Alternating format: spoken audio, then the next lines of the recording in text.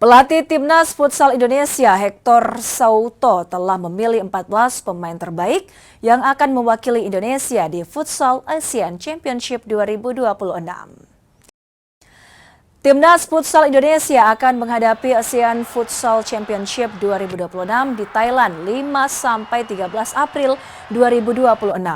Turnamen ini menjadi panggung penting bagi armada Hector Souto untuk kekuatan di turnamen futsal antar bangsa Asia Tenggara.